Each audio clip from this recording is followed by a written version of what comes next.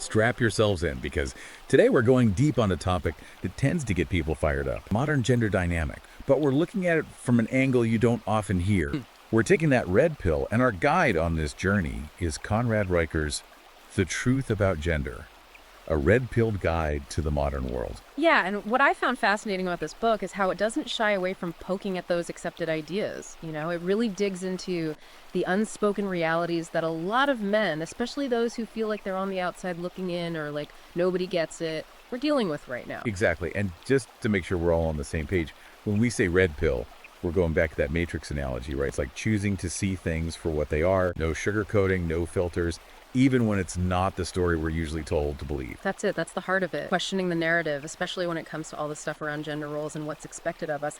And Riker doesn't hold back. Just look at some of these chapter titles. The war on masculinity, the hijacking of evolutionary biology. It's going to get interesting. Okay, so let's unpack this whole red pill thing a little more. Yeah. If we're seeing the world through this lens, what are we actually seeing? Well, it's about recognizing that the way we understand gender, relationships, even power, a lot of that comes from how we've been programmed by society. And sometimes that programming isn't doing us any favors, especially as men. Not in the way we're told it should, anyway. I think a lot of guys listening right now, they know that feeling, right? Like you're picking up on things others are missing, these unspoken rules of the game nobody talks about out loud. 100%. And that's why these online communities have blown up, especially the ones centered on this red pill philosophy. It's a place where men can connect with others who've had those same experiences, who are also questioning the dominant. So let's dive into one of the big narratives that Riker takes on, this idea of a war on masculinity. What's he really saying here? He's saying that the classic traits, the values we associate with being masculine, they're under attack. Not necessarily physically, but in the culture, in how we think about it. There's this feeling that what it means to be a man is constantly being redefined, and not in a good way a lot of the time. He gives some real-world examples in the book, doesn't he? Oh yeah, plenty. He talks about how young boys are often getting in trouble at school just for acting like boys, being rowdy or competitive. Things that were once seen as normal, now they're labeled as trouble, even toxic. Like the rules changed, but nobody told the players. Exactly. And that leaves men, especially young men, trying to find their place, feeling confused and frustrated. And this feeling of being confused and frustrated, like you're being pushed to the side, it seems to connect directly to the next big thing Riker tackles, the gender wage gap. You got it. And he doesn't just parrot that line about women getting paid less for the same work. He digs deeper, looks at the details that often get ignored in these debates. So what's his take on the wage gap then? He's saying that discrimination is definitely real, but it's not the only thing, and maybe not even the main thing, causing this gap. He points to things like what kind of jobs men and women tend to go for. Statistically, men go for the higher paying jobs, but those often come with more risk too. So it's not just about getting paid less for the same job, but what jobs people are choosing in the first place. Right, and he talks about how much risk people are willing to take, how many hours they put in, even biological things like how strong you are or how much you can handle physically. Those can affect what careers you go into and ultimately how much you earn. So he's bringing in a lot of different factors that go way beyond just discrimination. He is, and what I like about how he approaches it is that he's not trying to pretend women don't face hurdles in the workplace. He's just saying we need to look at the whole picture, use the data, not just focus on the parts that fit a particular narrative. It's about being honest with ourselves, even when it's uncomfortable, and being willing to question what we think we know. Absolutely. And speaking of questioning what we think we know, Riker doesn't shy away from one of the most hot-button topics we have, feminism. Yeah, and he starts by giving credit where it's due. The movement, at the beginning, it had great goals, fighting for equal rights for women. That was totally needed. No argument there. But he seems to be saying that something changed along the way. He is. His argument is that some parts of feminism have moved away from that original goal of equality. Now it's become this more extreme ideology where it's all about demonizing masculinity and painting men as the enemy. He backs this up with real examples from the book, right? Absolutely. He talks about things like pro-life women being excluded from feminist marches, or the Duluth model for dealing with domestic violence, which automatically assumes the man's always the one doing the abusing. These are just a couple of examples of how he sees this shift happening. It's about seeing that even within a movement, you've got different groups, different ideas at play. Exactly. And it's not like he's saying all feminists are bad or the whole movement's gone off the rail. He's just highlighting this particular strain within feminism that he thinks is harmful to both men and women. Okay, so we've talked about this war on masculinity and how feminism's changed over time. Now let's get into another super sensitive topic that Riker goes right at. the hashtag #MeToo movement. Here's where things get really interesting. He acknowledges the good that came from hashtag #MeToo. Giving victims of sexual assault and harassment a voice, holding people accountable. But then he digs into the other side, the unintended consequences that came with it. So what are some of those downsides he's talking about? He talks about the danger of false accusations, of people being tried in the court of public opinion, and how the whole movement has made some men scared to even interact with women in certain situations. And he actually brings up the Johnny Depp Amber Heard case as a prime example, right? He does, and that case showed us just how quickly a man's life, his reputation, can be destroyed based on accusations that later turned out to be lies. It's a reminder that even when we're dealing with really sensitive stuff, we need to remember things like due process and innocent until proven guilty. Right. Absolutely. While he's clearly on the side of anyone who's been abused, he's also saying we need a balanced approach, one that doesn't jump to conclusions just because someone's been accused. Okay, so we've covered some heavy stuff here. This idea of war on masculinity, how feminism's changed, the whole hashtag #MeToo thing. But Riker doesn't stop there. He takes us even deeper down this rabbit hole with his look at evolutionary biology. This is where he really challenges some core ideas about gender that have become super popular.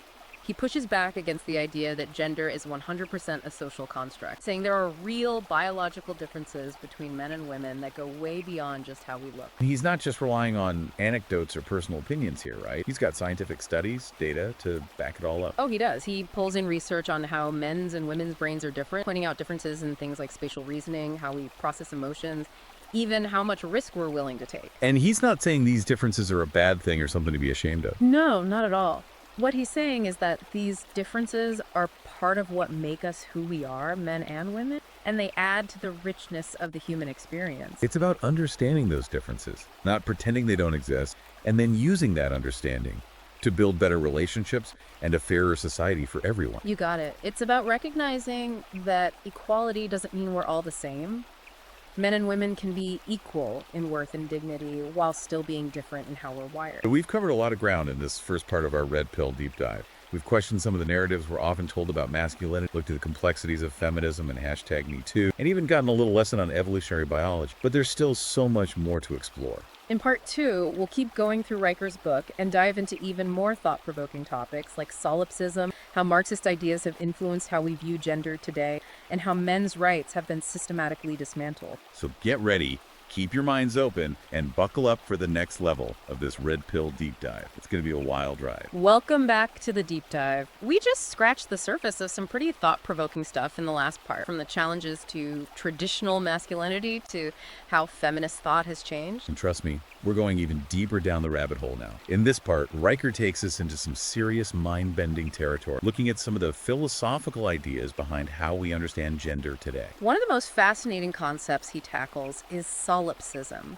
Now, I know that might sound kind of out there, but stay with me here because it's got some big implications for how we look at gender relations. Okay, I'm all ears. So break it down for me. What is solipsism and how does it relate to all of this? Well, solipsism is basically the idea that the only thing you can be sure exists is your own mind. It's like this extreme version of reality where your own thoughts and feelings are all that matters. So how does this philosophical idea tie into the whole red pill gender dynamics conversation? Riker argues that this solipsistic way of thinking has become more and more common in our society, especially when we talk about gender and relationship.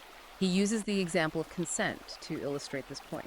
Consent. We touched on that a bit when we were talking about the hashtag #MeToo movement. Exactly. What Riker points out is that discussions around consent can get really subjective. What one person sees as harassment, someone else might see as just harmless flirting. And he even shares a personal story in the book about a friend who got falsely accused of sexual misconduct based on someone's subjective interpretation of what happened. Exactly. And that's the danger of solipsism, right? When we put more weight on feelings and personal interpretations of reality than we do on actual facts and evidence, things can go sideways fast. So if we want to have any kind of productive conversation about these complex issues, we need to be on the same page about what's real, not just go off our own individual feeling. Absolutely. It's about realizing that there's a whole world out there beyond our own feelings and experiences. And those feelings, even though they're valid, don't always show us the whole picture. Okay, so we've talked about solipsism. Now let's move on to another topic that could get people fired up, the influence of Marxist ideology on how we talk about gender today. This is where Riker really starts connecting some dots that I hadn't thought about before. But before anyone flips the table, he's not saying every feminist is a Marxist or that there's some big plan to destroy capitalism. But he is saying that some Marxist ideas have seeped into modern gender theory and activism, often in subtle, sneaky ways. Right. He points to the concept of oppressor versus oppressed, which is at the heart of Marxist thinking. His argument is that this framework's been applied to gender relations, with men automatically being labeled as the oppressors and women as the oppressed. And what he's suggesting is that this narrative, this story we tell ourselves, oversimplifies how complicated gender dynamics really are. It ignores the fact that men and women both have their own struggles, even if they're different. Exactly. It's about recognizing that the world isn't split neatly into good guys and bad guys. Power dynamics are a lot more fluid and complex than this simple binary makes them seem. So it's about moving past those simplistic labels and seeing each other as human beings, men and women both, even while acknowledging that our experiences are different. Absolutely. It's about creating a dialogue based on mutual respect and understanding, not on demonizing an entire gender. Okay, let's switch gears a bit and go back to a topic we touched on earlier, evolutionary biology. Now, I have to admit, I wasn't expecting a crash course on evolution in a book about gender dynamics. Riker makes it super interesting. I know, right? And he uses it to really dismantle this popular idea that gender is just a social construct, a claim that's been everywhere lately. He doesn't hold back here. He points to a ton of scientific evidence showing that there are real biological differences between men and women that go way beyond just what we look like on the outside. He goes into detail about how men's and women's brains are literally wired differently, doesn't he? He does. He brings up studies that show variations in how our brains are structured and how they function. And that leads to differences in things like spatial reasoning, how we deal with emotion, even how willing we are to take risks. And what he's saying is that these differences aren't something we should be ashamed of or try to erase. Exactly. He's suggesting that these differences are part of what makes men and women unique, and they contribute to how diverse and rich the human experience is. It's about understanding those differences, not denying they exist, and then using that understanding to build better relationships and a more fair society for everyone. Got it. It's about recognizing that equality doesn't have to mean being the same. Men and women can be equal in terms of their worth and dignity while still accepting that we're inherently different. So we've covered a lot of ground here, from this philosophical idea of solipsism to the influence of Marxist thinking, from the science of evolution to all the complexities of how we understand gender today. And we're just getting started. In our next and final segment, we're going to dive into some of the most controversial stuff in Riker's book, like his arguments about how men's rights have been systematically dismantled and how the workforce has become feminized. It's going to be a thought-provoking ride, so buckle up and get ready to challenge some of those deep-seated assumptions you might have. Welcome back for the final part of our Red Pill deep dive into Conrad Riker's The Truth About Gender. We've been through some heavy stuff, questioning the usual narratives, exploring those biological differences, even looking at how Marxist ideas have shaped gender theory. And now we're getting into what might be the most sensitive area of all, Riker's argument about the systematic dismantling of men's rights. This is where the book really hits a nerve. He argues that men are facing some real disadvantage, even discrimination in different parts of life, and these issues often get swept under the rug. One area he really focuses on is family law. What's his take on how men are treated by the legal system, especially when it comes to things like divorce and custody battles? Well, he brings up statistics that show men are way less likely to get custody of their kids when couples split up. And his argument is that it's not just about individual judges being biased. It's like there's a bias built into the whole legal system itself. It was like the deck is stacked against fathers in these custody cases, no matter what the specific situation is. That's what Riker's saying. And he doesn't stop there. He looks at the financial side of divorce too, pointing out how alimony payments can really cripple a man financially, even if both spouses worked and contributed equally during the marriage. So it's not just the emotional pain of losing custody, but also the financial hit that men often take after a divorce. Exactly. And Riker's point is that these financial burdens can have a ripple effect, making it harder for men to get back on their feet and even stay connected with their kids. He also brings up the issue of conscription, how in many countries men have to register for military service, but women don't. What's he getting at there? He sees it as another example of how society puts different expectations on men and women, especially when it comes to things like duty and sacrifice. It's like there's this unspoken assumption that men are the ones who are supposed to put themselves on the line, both literally on the battlefield and in other ways too. This idea that men are seen as more expendable that connects with a lot of the other things we've talked about, doesn't it? For sure. It goes back to that war on masculinity idea. This feeling that the classic traits of being a man are being looked down on, and that men are constantly being told they need to be more sensitive, less assertive, more willing to just go with the flow. While those qualities can be good things, Riker seems to be saying that we've gone too far in that direction, so far that it's actually hurting men. Right, that's his point. He's not saying we need to go back to some old school patriarchal system. He's just pointing out these imbalances that have popped up and calling for a more nuanced understanding of what men are going through. It's about realizing that true equality means respecting the rights and needs of both men and women, not just one at the expense of the other. Exactly. And it's about having those tough conversations, even when they're uncomfortable, about the real challenges men are facing in today's world. Now, Riker doesn't just stop at looking at the legal and social systems that he thinks are putting men at a disadvantage. He also gets into female psychology, specifically this concept of hypergamy. Okay, this is where things get really interesting. Riker connects evolutionary biology with how relationships work today, exploring how women's natural preferences have shaped mating patterns throughout history. So, hypergamy, if I'm understanding this right, is basically the idea that women are drawn to men who have higher status or social stand. That's the gist of it. And Riker argues that it's not just a cultural thing, it's a biological drive that's been ingrained in women over thousands of years of evolution. So it's not about women being shallow or only caring about money. It's about understanding these deep-seated evolutionary forces that are at play in how humans behave. Exactly. His argument is that these drives are still very much alive in today's world, even if we're not always aware of them. And how does this all tie back into the bigger picture of men's rights and the struggles they're dealing with? Well, Riker suggests that hypergamy is a big factor in everything from how people date and how relationships work, to the careers people choose, and even the stories we tell ourselves about gender. He says that men are often judged and valued based on whether they can meet these hypergamous preferences that women have. So it's not just about individual women making choices, it's about the pressure society puts on men to be successful and achieve a certain status so they can be seen as desirable partners. Exactly. And Riker says that this pressure can be really intense and can make men feel inadequate and frustrated, especially the ones who are struggling to meet those expectations. Wow, this has been quite a journey unpacking some really complex and challenging ideas. What are your final thoughts on the truth about gender? I see this book as a call to action, It challenges us to look beyond the surface and question those narratives we're often told to just accept without thinking. It's about realizing that this conversation about gender is way more complicated than most people realize. Riker's book has definitely given us a lot to think about. And whether you agree with everything he says or not, I think it's important to engage with these ideas and have open and honest conversations about the issues that both men and women are facing today.